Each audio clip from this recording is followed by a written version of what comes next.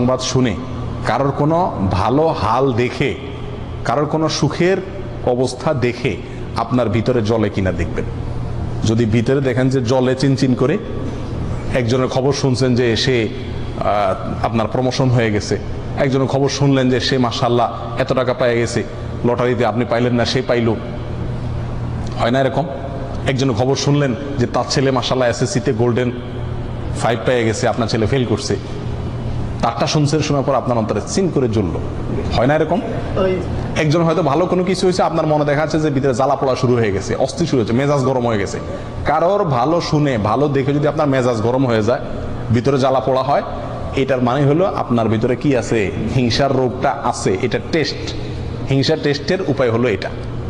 প্রিয় ভাইরা, হিংসা থেকে আমরা খুব কম মানুষই কি আছি? মুক্ত আছি। এটা হারাম, আমরা জানিও না যে হিংসা হারাম।